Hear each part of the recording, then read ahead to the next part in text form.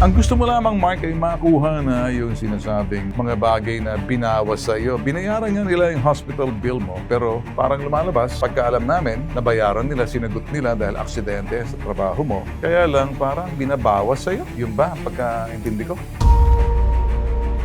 Pero yung natatanggap ko dapat sa SSS tsaka sa insurance namin, yun po yung kuha nila. Tsaka po, may third operation po dapat ako this year. Kaso alam po, hindi po nila, ayaw po nila i-shoulder.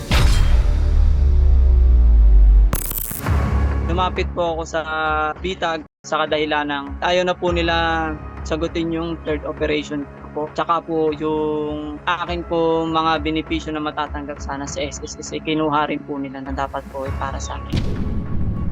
September 6 po, 2023, umaga po noon, humihingi ako sa kanila ng tao dahil sa sobrang daming gagawin na minamadali po nila. Sabi po nila sa akin, kulang daw po sa tao kaya wala po akong nagawa. Pumunta ako doon mag-isa. Nagpalit po ako ng sirang ceiling fan sa kwarto. Sa hindi po inaasahang pagkakataon, nakuryente po ako habang nakatungtong doon sa 6 feet na ladder. Sa first operation po, ayaw po nilang i-shoulder, ayaw rin po nila magbigay ng guarantee letter na sila yung magbabayad. Kaya ang ginawa po ng doktor ko, inoperahan na lang ako kahit walang down payment. September 13, nag-scissor ulit ako, nagkaroon po ulit ako ng blood clot, kaya kinailangan kong maoperahan na ulit. 2 weeks po, pagkatapos po ng second operation, pa-discharge na po kami. Hinihintay na lang po namin yung final billing. Tapos, nung lumabas na po yung final billing na 580,000, ayaw na po nila bayaran. Kinontak po ulit namin yung owner side hanggang sa napilitan po ulit sila na bayaran na yung final billing. Pero kapalit po nun, pinapirma kami sa papel na nakasulat po na lahat ng matatanggap namin sa SSS tsaka sa insurance ay mapupunta po sa kanila. Sir Ben, sana po matulungan niyo po ako sa aking problema kasi isang taon ko pong hinintay itong pagkakataon na ito. Sana po matulungan niyo po ako. Bago ang lahat, kami po ay magbibigay ng paalaala. Okay? Yung mga nagtatrabaho, lalong-lalo na yung mga lineman or mga gumagamit ng mga hagdan o anumang mga bagay na medyo ito naman aakit-akit kayo para lamang may kukumpunihin, mag-iingat po kayo, ha? Marami na po kami natatanggap ng mga reklamong kapareho nito. Pero kakaiba po to, isa, no? So, makakausap natin ngayon via video call si Mark Land Ariola. Magandang umaga sa iyo, Mark. Magandang araw. Okay, Mark. Okay. Kumusta ka naman, Mark? Okay naman po sa ngayon. Alright, sige. Alright. Ang gusto mo lamang, Mark, ay makuha na yung sinasabing mga bagay na binawas sa iyo. Binayaran nga nila yung hospital bill mo, pero parang lumalabas, pagkaalam namin, nabayaran nila, sinagot nila dahil aksidente sa trabaho mo. Kaya lang parang binabawas sa iyo. Yun ba ang pagkaintindi ko? Tama ba to? Bali, hindi po nila kinakaltas yun sa to. Pero yung natatanggap ko dapat sa SSS tsaka sa insurance namin, yun po yung kuha nila. Oh, so yung dapat matanggap mo sa SSS at saka sa insurance. May insurance ka ba? May insurance kayo? Yes po. So dapat yung Meron. matanggap mo sa SSS, sa iyo yun, sa insurance, eh dapat mapunta Yung po sa... Okay. Yun ang gusto mong sabihin, dapat mapunta sa iyo. Opo. Tsaka po, may third operation po dapat ako this year. Kaso nga lang po, hindi po nila, ayaw po nila i-shoulder. So ikaw ba'y okay na? Parang mukhang okay ka naman sa akin. Yun lang tingin ko. Baka mali ako. Okay ka na ba? Okay naman po, pero kailangan po ako operahan para po matakpan kasi nabawasan po ako ng skull eh. Okay. So, ang gusto mo lang parang lumalabas, gumastos sila sa iyo ng mahigit kalahating milyon, ano? Ang tanong, parang lumapit ka sa amin dahil yung SSS na matatanggap mo doon sa Employees Compensation Program, ECC ba yun? Parang pag na-aksidente, parang gano'n, pupunta sa dapat sa iyo, tama? Yes po. Pero ang pinaka-concern ko po is yung sa third operation ko din po. Oh, Yung dalawa na sa yun. third operations mo. So ano naman yung insurance na sinasabi mong binabawas sa'yo? Ano ba to? Insurance mo ba to? Accident insurance? Anong insurance to? Sa ano po, sa company na ano po. Na ikaw yung makakatanggap. Ako po yung uhulog doon sa insurance, kinakaltas po yun sa akin. Okay, sige. So, ito lang naman ang gusto mong mangyari na may bigay sa'yo yung SS mo, pati yung insurance mo, and then yung third operations gusto mong mangyari. Parang gano'n na dapat kasi para madagdagal yung skull mo. Ganun ba? Opo, sir. Alright, sige. Makakausap natin ngayon yung representante ng resort, si Edwin Dumalaog.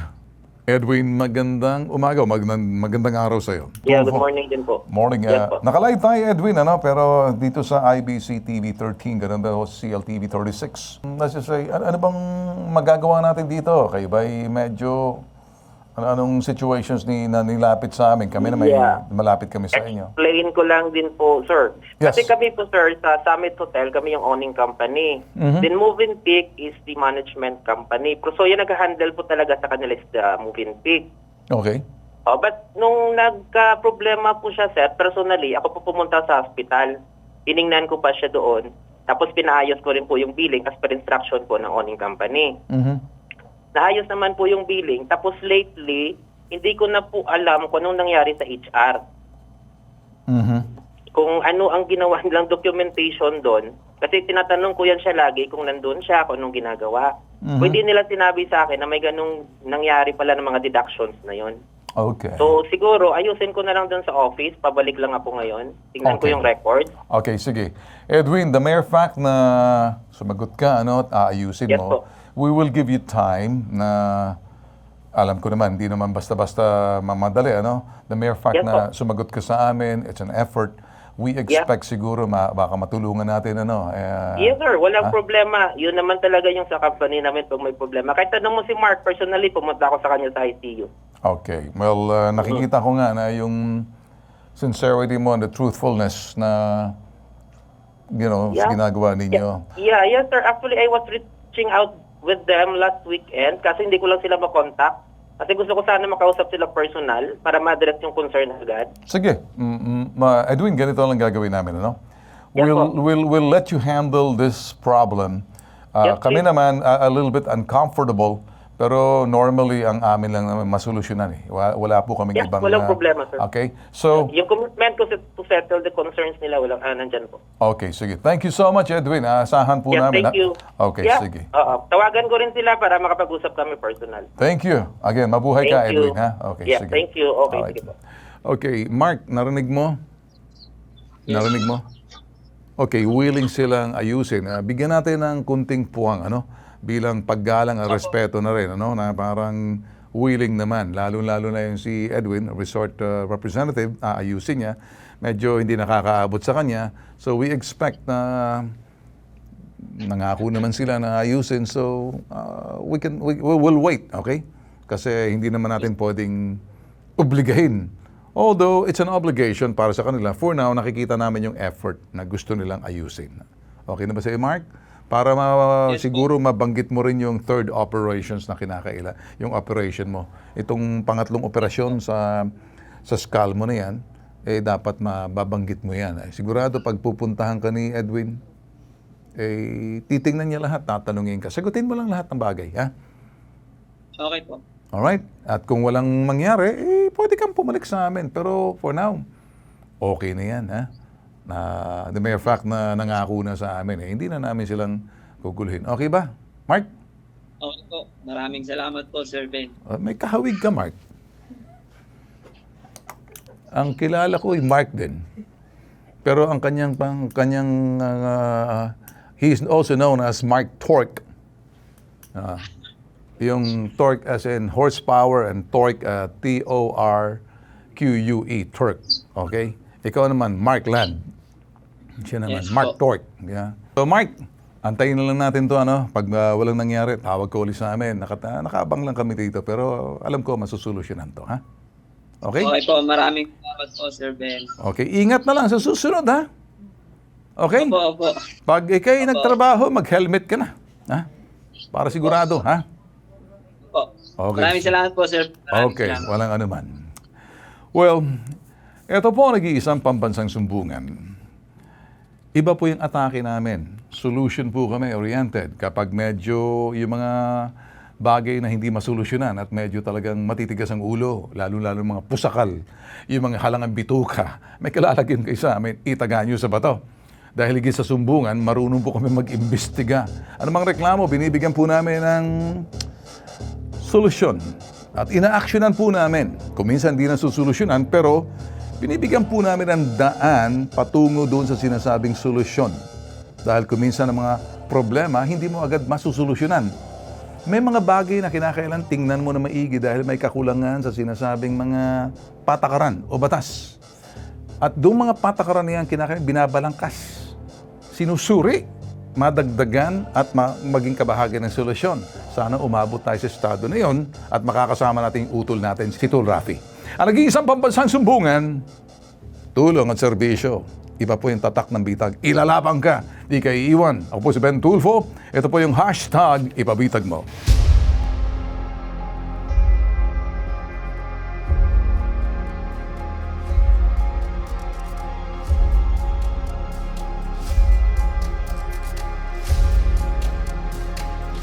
Magandang araw po.